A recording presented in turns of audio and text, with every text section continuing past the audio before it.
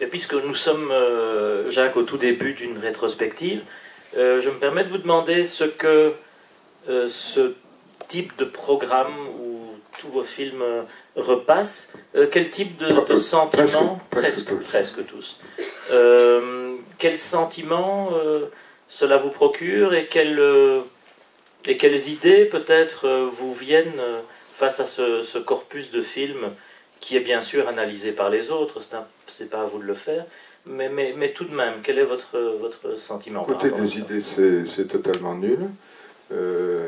Du côté du sentiment, ben, c'est un sentiment agréable, mais ça serait plus agréable encore si...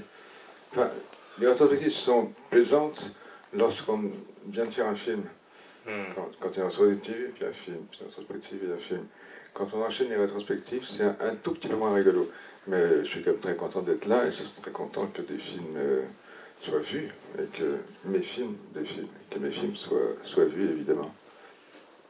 Est-ce que vous avez l'impression que votre rapport au cinéma a évolué pendant toutes ces années et en faisant tous ces films? Parce que je sais que vous auriez aimé être encore plus prolifique, mais vous faites partie des réalisateurs qui l'ont été et qui le sont encore.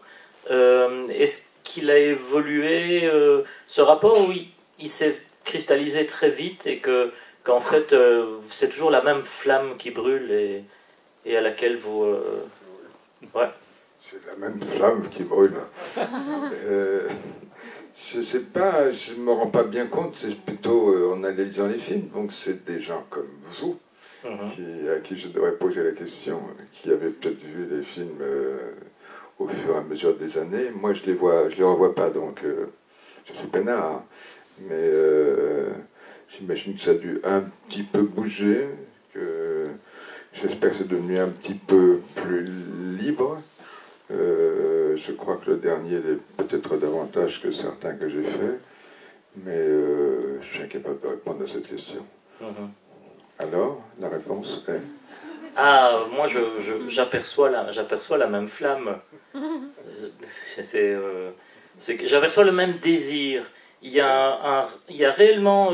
votre cinéma est un cinéma où les mots ont une grande importance, mais où aussi ce qui est organique, ce qui relève du physique, et ça sera spectaculaire tout à l'heure quand vous verrez le film, l'est au moins tout autant.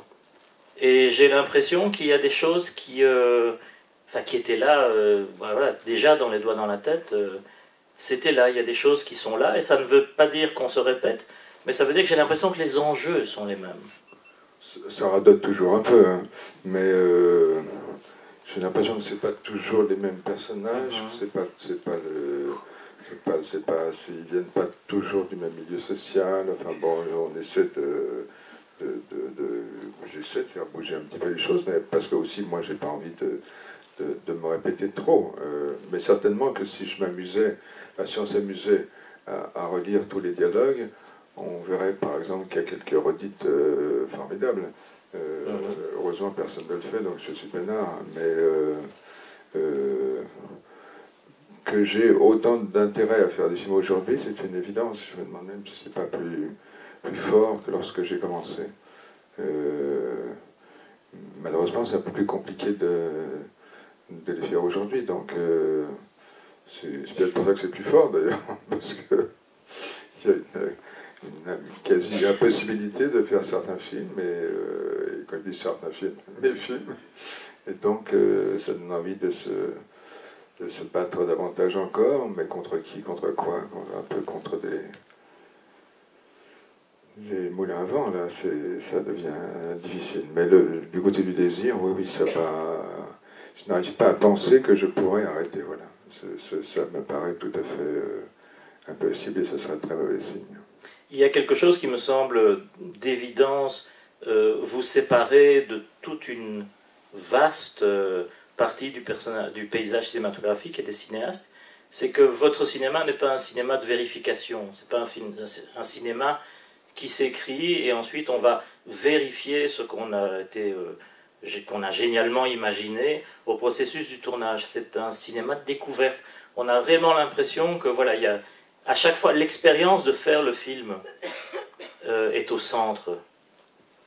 Oui, je pense qu'il y a vraiment deux grands moments de vie dans un film. Il y a l'écriture, avec sa part d'angoisse et d'amusement comme toujours, et puis le tournage. Mais le tournage, il faut vraiment qu'on aille tourner. Alors je tourne dans la chronologie, et j'ai besoin de cette chronologie, et je tourne aussi en plan séquence, et j'ai besoin de plan séquence pour voir. Difficile de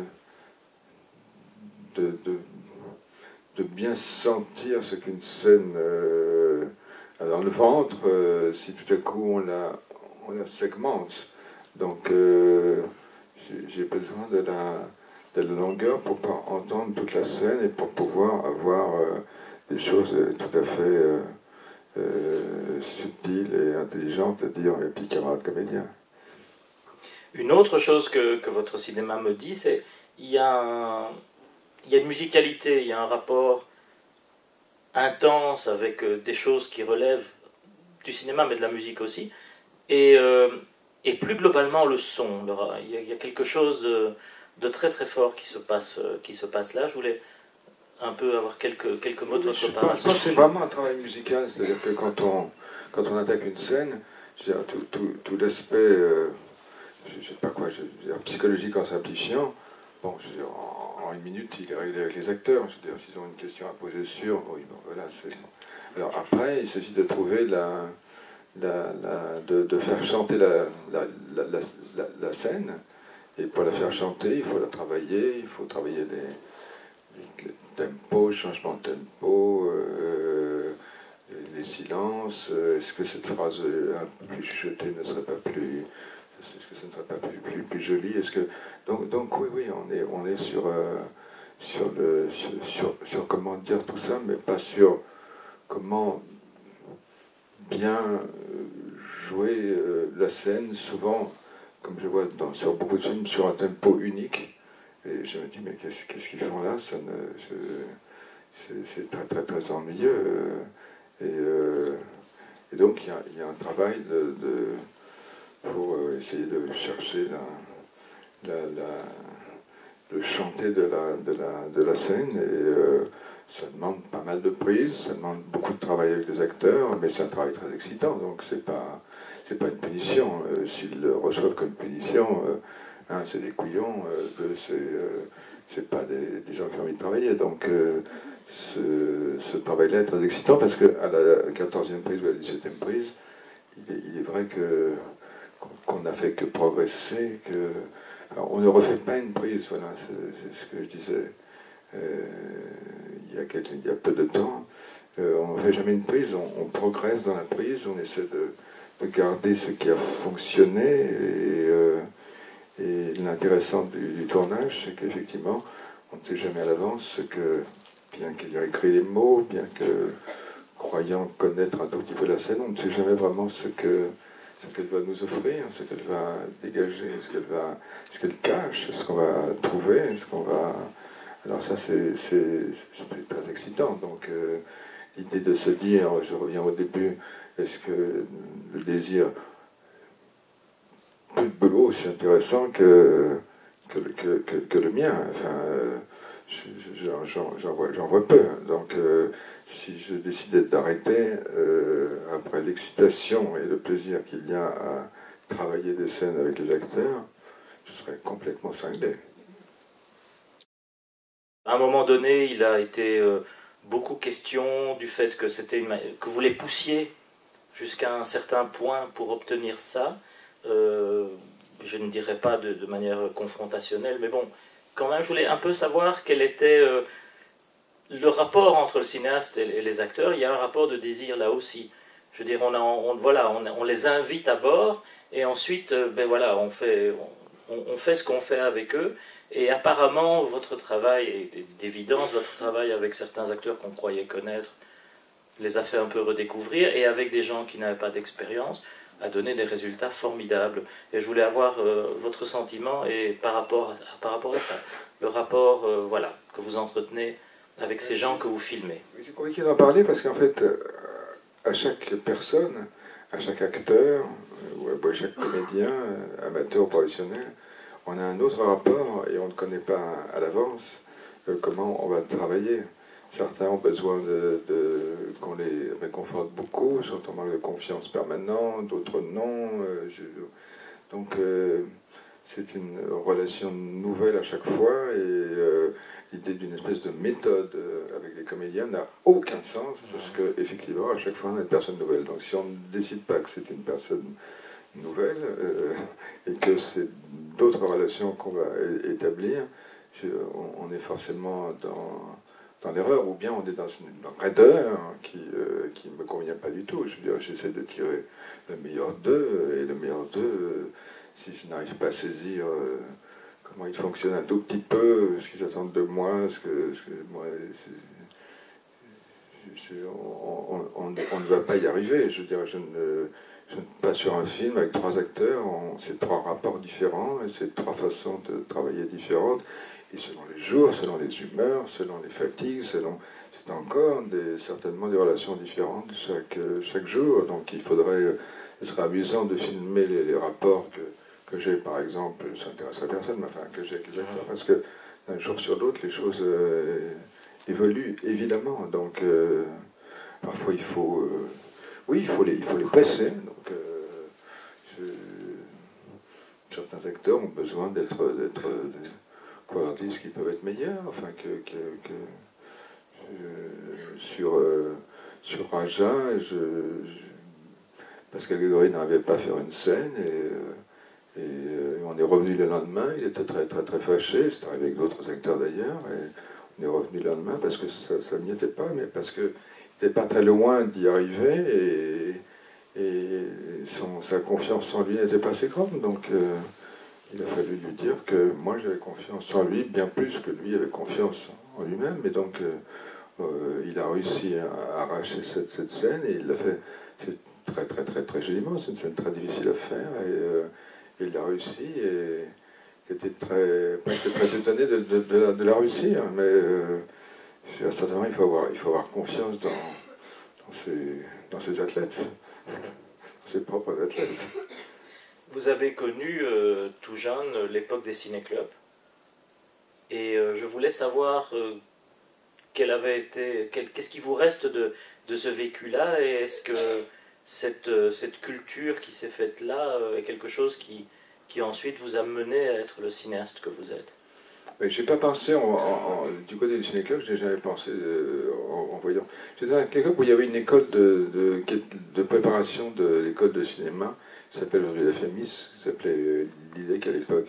Et je n'ai jamais pensé en allant au ciné-club de mon lycée que faire cette école de cinéma, ça me paraissait une vanité sans nom, et puis ça ne correspondait pas à mon milieu social, donc la question ne se posait vraiment pas. Je n'ai jamais... Mais passer des films d'aventure, des films avec des cow-boys et des Indiens à Derrière, à Bresson, à Mizoguchi, etc.,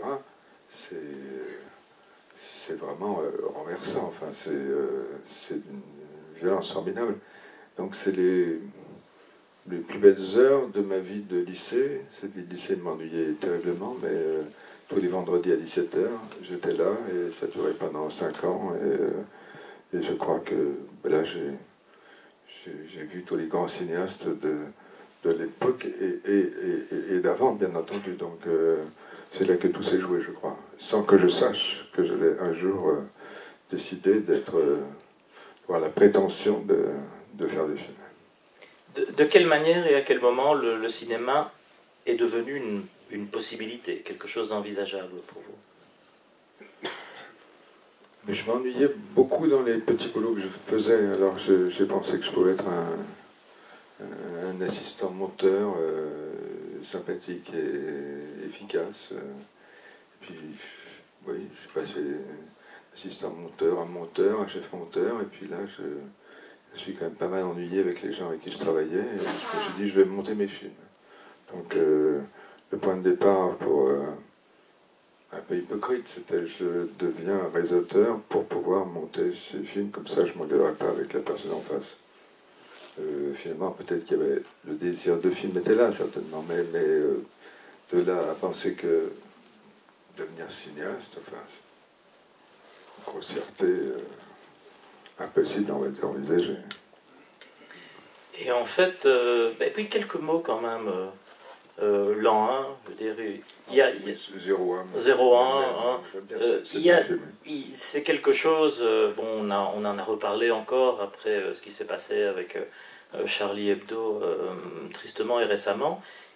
Il y avait là quelque chose quand même, vous démarrez dans le cinéma, enfin en tout cas comme réalisateur, à un moment, avec des gens qui sont en train de rêver un autre monde, à un moment de tous les possibles d'une manière ou d'une autre. Quel regard rétrospectif c'était plus simple pour moi, c'est-à-dire que j'avais beaucoup d'admiration pour GB, qui me paraît être le dessinateur de la bande d'Harakiri le plus sous-estimé, alors que ça me paraît un des plus forts, des plus grands, des plus intéressants. Et j'avais fait un court-métrage à partir d'une de ces pages, voilà. Et puis on s'était entendu admirablement, et lui m'a proposé cette expérience qui était de faire un bricolage en appelant les lecteurs à participer. Donc les lecteurs appelaient, on a reçu des dizaines et des dizaines de lettres disant « Moi je veux bien faire une petite scène avec ma fiancée, ma fille et ma grand-mère ». Et donc on a fait une espèce de demi-tour de France en filmant des gens qui nous hébergeaient et qui on bouffait et on faisait dans l'après-midi une petite scène. Voilà. Et puis après on a fini sur Paris et là il y a eu un réveil des troupes de jeunes comédiens qui sont devenus souvent célèbres et qui n'étaient pas à l'époque. Et on a fait des films comme ça, mais c'était du bricolage. Là, j'avais le sentiment d'être l'assistant LGB. Enfin, je n'avais pas le sentiment d'être cinéaste du tout, parce qu'il n'y avait quasiment pas de travail avec les acteurs. Donc, et le travail de mise en scène, enfin de caméra, si on peut appeler ça, la mise en scène, c'est seulement le travail avec la caméra, était quasi inexistant. Donc, c'était le bricolage et le côté le Scout de France là, qui était un peu rigolo pour moi. L'Utopie de l'an 01, oui, on vivait là-dedans, mais avec moi je suis quand même un pessimiste, donc je ne suis pas certain que j'adhérais totalement à cette utopie-là. Voilà, ça me paraissait, mais oui, je manquais un peu de naïveté là. Il y a un succès, oui, dans le cadre d'un... Et à ce moment-là, comment se définissent vos rapports avec, je dirais, le cinéma, l'industrie du cinéma, et ensuite comment vont-ils évoluer?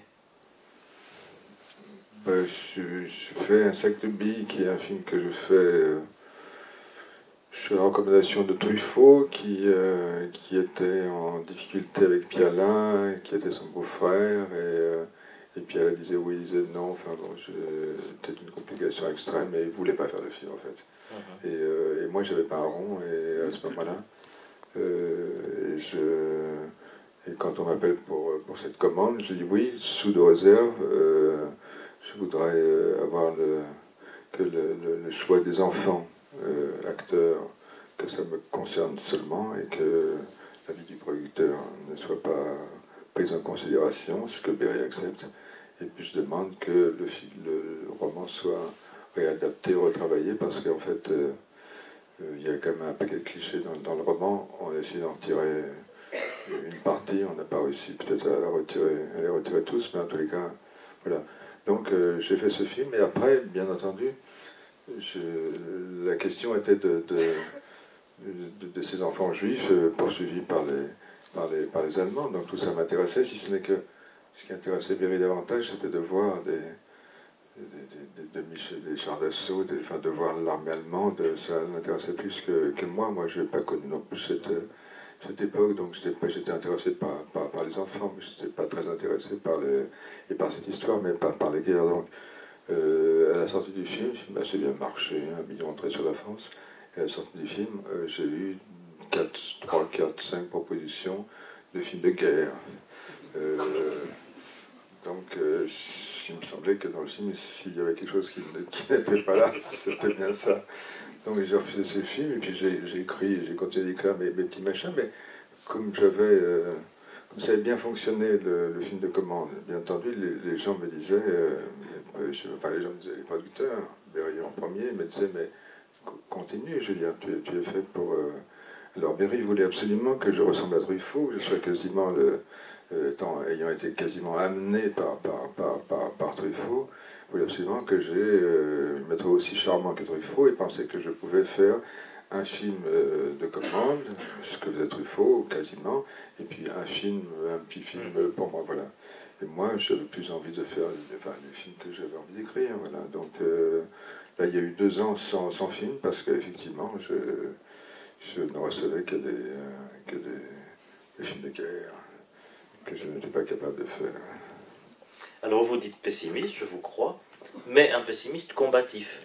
En 2008, vous êtes à la Cinémathèque, enfin c'était les travaux, vous étiez en face, vous êtes comme Shell, une projection de Ponette, et là on vous demande de signer le livre d'or, et le livre d'or s'achève par « Résistons, poursuivons ». Je pense que c'est de 2 mots que vous pourriez signer encore aujourd'hui. Oui, c'est plus difficile de résister, c'est plus difficile de poursuivre, mais je vais essayer de résister et de poursuivre surtout. Venons-en au film que nous allons voir ce soir. Quel a été, on ne va pas dévoiler trop de choses, c'est bien de le prendre. Peut-être simplement quel est le point de départ, quelle est la chose qui a généré ce projet. Mystère et boule de gomme, parce que j'en sais rien du tout. On entend, là, Jeanne d'Arc n'est pas très loin, on entend 1, 2, 3 fragments de dialogue, on se demande d'où ça vient, je commence à les écrire, et puis le lendemain je repasse et je poursuis la scène, et qui sont ces 2-là, je n'en sais rien, donc j'écris une 2e scène pour essayer de sortir un peu de brouillard, d'y voir un peu plus clair, et puis pas dire que je vois grand chose encore à ce moment-là, et j'écris une 3e scène, voilà, et puis à la fin, il y a 20 scènes, ce qui n'est pas beaucoup pour un film, généralement les films comportent beaucoup plus de scènes que ça. Il y a 20 scènes, ça fait le poids d'un scénario de long métrage, donc je fais le film, mais d'où ça vient, j'ai un peu de dire que c'est plus... Il y a des films autobiographiques qu'on prétend tout à fait intimes, puisque c'est des machins qu'on a vécu et qu'on reprend. Ça n'a rien d'un film autobiographique du tout, c'est pas trop ma tasse de thé. Mais je pense que c'est vraiment quelque chose qui est plus profond, qui est plus intime encore qu'un film autobiographique, parce que je n'écrirais pas comme ça si à la fois, je dirais, pour prendre pour utiliser des gros mots, mon inconscient n'était pas d'accord avec ce que j'écrivais, voilà. Donc c'est des films qui m'échappent, mais qui sortent un peu, qui vous sortent de la tête un peu comme de la tête, et puis qu'on retravaille, bien entendu que je retravaille, mais comme un rêve, vraiment. C'est de cet ordre-là. C'est pas des films qui sont... celui-ci, enfin, ce n'est pas du tout un film sur lequel j'ai réfléchi beaucoup, sur lequel j'ai essayé de trouver une structure, sur lequel je me suis demandé comment ça pouvait commencer, comment ça pouvait se terminer. Voilà, donc c'est une espèce de brouillon qui commence à s'écrire. Je ne sais pas où je vais, et à l'arrivée, vous verrez. Ces choses qui s'échappent, est-ce qu'on les rattrape au montage ou voilà, au terme du montage, il y a quand même encore du mystère qui est là. On essaie de les contrôler un petit peu au cours de l'écriture déjà, évidemment. C'est pas juste... c'est un peu une esquisse toujours, mais on essaie de pas trop s'esquiver quand même devant les caractères, les personnages et les relations intérieures entre de chacun. Donc... après, il y a le tournage. Le tournage, c'est très important parce que ça permet de savoir si important si la scène tient, mais c'est pas juste un bar d'essai, de savoir comment on peut trouver comment on peut faire chanter ça, comme je disais tout à l'heure, comment la scène peut fonctionner, et donc c'est un travail sérieux avec les comédiens pour qu'on essaie de trouver la bonne musique de la scène, et que la scène puisse être un peu émouvante si elle doit l'être, enfin de tirer le meilleur de cette scène-là. Et puis après il y a le montage où effectivement là, en simplifiant, on met un peu des coups de pied dans les scènes qui marchaient moins bien, et on essaie de stabiliser ce machin-là. Là, il faut sortir définitivement de tout brouillard. Bien, j'arrive à la dernière question. Je ne peux pas résister à l'envie de citer le texte, par ailleurs tout à fait remarquable, qui dans le programme présente la rétrospective. Il y a une expression que je trouve particulièrement chouette à la fin, où on parle donc de ce film, tourné en 2013 dans sa propre maison, et alors l'expression est là, avec une réelle économie de moyens.